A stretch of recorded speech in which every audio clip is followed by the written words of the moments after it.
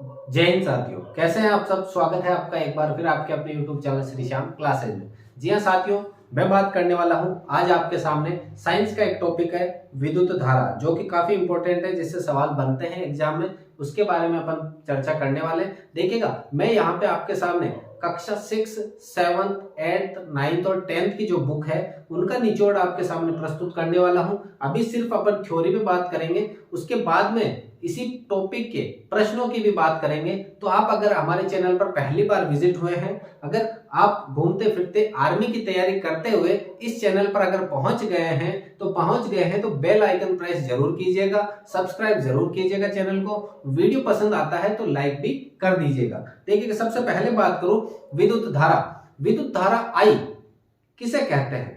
विद्युत धारा करंट जो होती है, अपने लाइट जो जल रही है, वो किसे कहते हैं? इनके अंदर एक विद्युत धारा बहती है। आवेशों के प्रवाह की दर को, आवेश जो होते हैं उनके प्रवाह की दर को अपन क्या कहते हैं? विद्युत धारा कहते हैं। आवेश, आवेश का मात्रक क्या होता है? कूलाम। आवेश का मात्रक क्या होगा? कूलाम। और आई होता है एम्पियर, धारा का मात्रक। विद्युत धारा को मापने वाला यंत्र क्या कहलाता है? एमीटर मापता है, लेकिन मात्रक क्या होगा? मात्रक होगा आपके आई एम्पियर। और इसका सूत्र होता है आई बराबर क्यू अपॉन टी। आई बराबर क्यू अपॉन टी हो जाएगा इसका सामान्य सूत्र। अब अगली बात करें, विद्युत धारा को मापने वाला यंत्र क्या कहलाता है? एमीटर। विद्युत धारा को मापने वाला जो यंत्र होता है उसे क्या कहते हैं अपन? एमीटर कहा जाता है। और एमीटर हमेशा किस में लगता है? श्रेणी क्रम में लगता है। श्रेणी का मतलब होता है इस प्रकार से एक प्रतिरोध रहेगा, सभी के सभी प्रतिरोध एक ही तार से जुड़े हुए होते हैं, इसको कहते हैं अपन श्रेणी क्रम। एमीटर क्या होता है? विद्युत धारा को मापने वाला यंत्र होता है। और एमीटर हमेशा किस क्रम में लगता है? श्रेणी क्रम में लगता है। फिर बात करें विद्युत विभव की। विद्युत विभव किसे कहते हैं?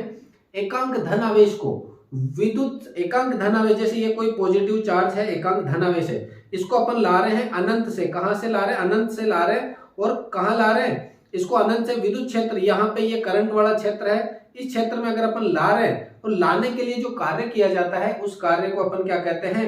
विद्युत विभव कहते हैं। एकांक धन आवेश को अनंत से विद्युत क्षेत्र में लाने के लिए जो कार्य किया जाएगा उसे अपन क्या कहते हैं? विद्युत विभव। इनका कोई अपने डेफिनेशन का कोई सवाल नहीं है। V बराबर सूत्र हो सकता है, अपने काम आ जाए। V बराबर W अपॉन Q होता है। V बराबर क्या होता है? W upon Q।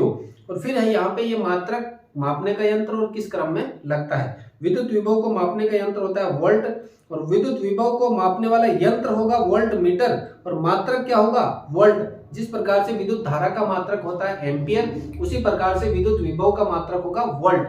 वोल्ट को मापने वाला यंत्र क्या होगा? Volt meter. और विद्युत धारा की धारा एम्पियर को मापने वाला यंत्र होगा एमीटर। यहाँ पे एमीटर और वोल्ट मीटर का याद रखना। एमीटर को अपने एक लाइन वाले में जोड़ा जाता है, और अगर बात करें वोल्ट मीटर को किस क्रम में जोड़ा जाता है? वोल्ट मीटर को हमेशा किस क्रम में जोड़ेंगे? समांतर क्रम में। समांतर क्रम इस तरह से होता है, यहाँ ऊपर वाले में प्रतिरोध लगा रहेगा, नीचे वाले में भी प्रतिरोध, और यहाँ पे भी प्रतिरोध लगा रहेगा, और ये सब जुड़े रहेंगे आगे एक तार से। लेकिन यहाँ जाकर के यही तार 3 भागों में टूट जाता है। तो एक तार सीधी लाइन वाला होगा तो उसे कहेंगे श्रेणी क्रम संयोजन, और ऊपर नीचे वाला है तो उसे कहेंगे अपन समांतर क्रम संयोजन। ये था अपने विद्युत विभव और विद्युत धारा का। देखिए, छोटे छोटे टॉपिक है, लेकिन एक एक नंबर के सवाल निकल कर आते हैं। फिर आता है ओम का नियम। किसे कहते हैं? ओम का नियम होता है V समानुपाती I।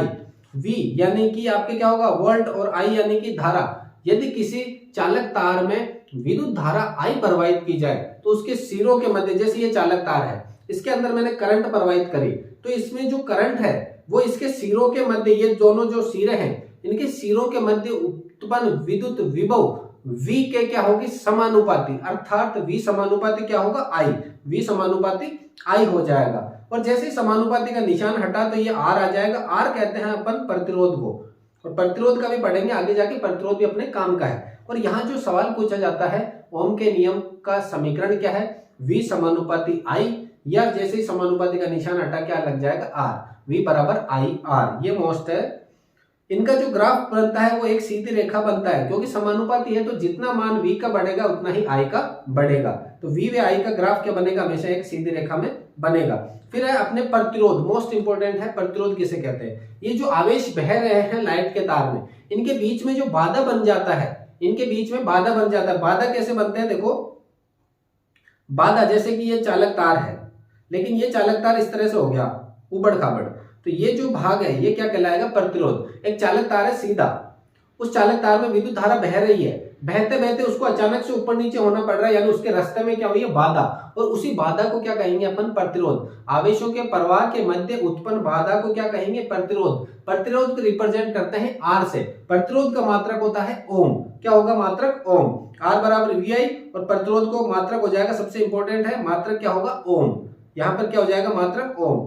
फिर बात करें प्रतिरोध की निर्भरता दो चीजों पर निर्भर करती है।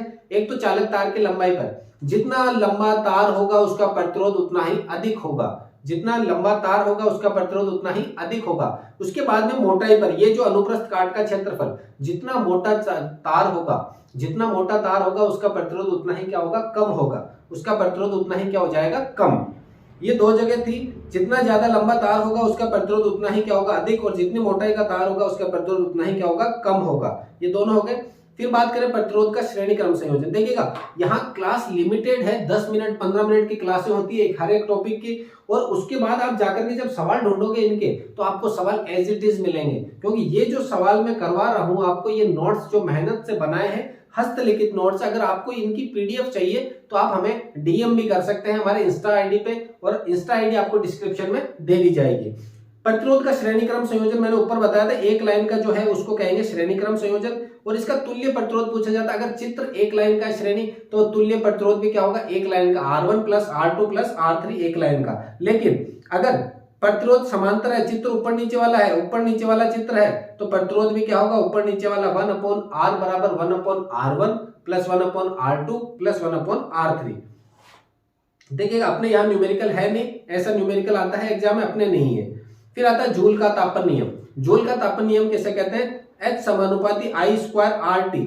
जूल का तापन नियम का मतलब है, आपने ये तार है, इसके अंदर करंट प्रवाहित करिए, तो ये जो करंट है इसकी वजह से ये चालक तार क्या होगा, कुछ समय बाद में गर्म होने लग जाएगा। इसे कहते हैं जूल का तापन नियम। तापन मतलब ताप से। तो इसमें जब मैंने हीट दी H, यानी कि हीट जो दी है मैंने H, वो क्या होगी, इसमें प्रवाहित विद्युत धारा I के स्क्वायर के तो क्या होगी, समानुपाती, और क्या होगा, इसके जो प्रतिरोध है जो बीच में बाधा उत्पन्न कर रहा है उसके समानुपाती, और ये जो समय है उसके भी क्या होगी, समानुपाती, यानी कि H समानुपाती I² हो जाएगा, और इसे अपन कहते हैं सम्मिलित भाषा में जूल का तापन नियम।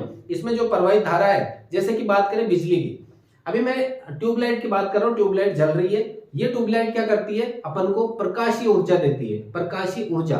लेकिन इसमें विद्युत बह रही है कंटिन्यू, लेकिन ये प्रकाशीय ऊर्जा के साथ साथ में कुछ ऊर्जा का शेक इसमें कर रही है, ये तापीय ऊर्जा में, यानी गर्म भी हो रही है, काम है इसका प्रकाश देना, प्रकाशीय ऊर्जा, लेकिन ये तापीय ऊर्जा भी देती है, साथ साथ में क्या देगी, तापीय ऊर्जा भी। अगर मैं बात करूं हीटर की, हीटर जो अपन रूम वगैरह में जलाते हैं वो किस लिए, हीटर खाना वगैरह बनाने के लिए। तो आप अगर हीटर जला के खाना बनाते हो तो उसका काम है, आपको क्या देता है वो, प्रकाश। कौन सी ऊर्जा देगा, तापीय ऊर्जा, लेकिन ताप करता है, लेकिन जब वो जलता है तो कमरे में प्रकाश भी कर देता है, तो वो प्रकाशीय ऊर्जा के रूप में क्या कर रहा है, कुछ ऊर्जा की क्षय कर रहा है, और वो जो क्षय हो रही है, कमी हो रही है, उसकी वजह से वो तार क्या हो जाता है, गर्म, और कई बार उसकी वजह से वो क्या हो जाता है, शॉर्ट सर्किट।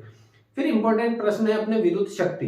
विद्युत शक्ति P बराबर W/T कहा जाता है, विद्युत शक्ति का P बराबर W/T। शक्ति किसे कहते हैं भाई, आपके अंदर कितनी शक्ति है, आप कार्य करके देखते। एक बाट पड़ा है, 100 के अपने 50 kg का बाट आपने उठा लिया, आप में 50 किलो उठाने की क्षमता है, एक जन आया उसने 70 किलो उठा लिया, तो अपन कहते हैं ये ज्यादा 70 वाला ज्यादा शक्तिशाली है, क्योंकि कार्य करने की क्षमता के आधार पर शक्ति का आकलन किया जाता है। और अगर वही कार्य विद्युत के द्वारा किया जाए तो उसको क्या कहते हैं अपन, विद्युत शक्ति कहते हैं। विद्युत शक्ति का मात्रक क्या हो जाएगा आपके वॉट, और इसका व्यावसायिक मात्रक 100% पूछा जाता है। व्यावसायिक मात्रक क्या होगा, 1 kWh या यूनिट। आपने देखा होगा आपके घरों पे जो बिल आता है उसमें होता है 220 यूनिट, 40 यूनिट, 400 यूनिट, 1000 यूनिट। तो ये जो यूनिट लगे हैं ये विद्युत शक्ति के क्या है, व्यावसायिक मात्रक, व्यवसाय के अंदर मात्रक काम में लिया जाता है। और वैसे क्या होता है, किलोवाट प्रति घंटे, kWh, सिंपल बोला जाता है kWh। और फिर आता है एक अश्व शक्ति में कितने वाट होते हैं, 746। ये प्रश्न तो कॉमन है, बहुत बार रिपीट हुआ है क्वेश्चन, बहुत बार रिपीट हुआ है। किस्मत अच्छी हुई तो आपको इस साल भी देखने को मिल जाएगा। एक अश्व शक्ति में क्या होता है, कितने किलोवाट होते हैं। देखिएगा यहाँ पे मैं बात करना चाहूंगा कि कामयाबी सुबह की तरह होती है। कामयाबी कैसी होती है, सुबह की तरह रहेगी। कामयाबी आपकी जो रहेगी सुबह की तरह होती है। कामयाबी किसकी तरह होगी, सुबह की तरह होगी। मांगने पर नहीं मिलेगी, मांगने पर नहीं मिलेगी। जब इसको रात को गुजरना होगा, तभी ये हमें सुबह कामयाबी क्या होगी, नसीब होगी। कामयाबी किसकी तरह होती है, सुबह की तरह होती है, और मांगने पर नहीं मिलेगी, जागने पर मिलेगी। और अगर जो सोते रह गए उसको कामयाबी नसीब नहीं होगी। यानी कि कहने का मतलब है, अगर कामयाबी सफलता चाहिए तो जागना पड़ेगा, दिन रात एक करनी पड़ेगी, तब जाकर के क्या बनेगी, बात बनेगी, और बदन पर क्या होगी, वर्दी होगी अपने। और अगर आपको पढ़ने में थोड़ा आलस आता है, थोड़ा ऐसा लगता है कि कल पढ़ लेंगे, परसों पढ़ लेंगे, तो आप इमेजिन करो आपको आर्मी की नौकरी मिल चुकी है, उसके बाद घर वालों के चेहरे पर कैसी खुशी होगी। एक बार आप इमेजिन करो, अगर आपने इमेजिन कर लिया सही से तो कोई माइकल लाल आपको नौकरी लगने से नहीं रोक सकता।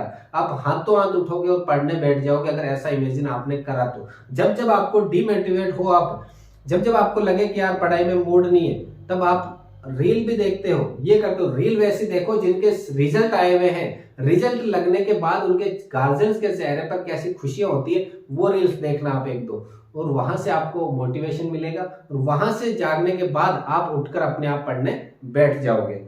देखिएगा, यहां से ये जो न्यूमेरिकल अपने काम के नहीं है, न्यूमेरिकल नहीं आते हैं अपने।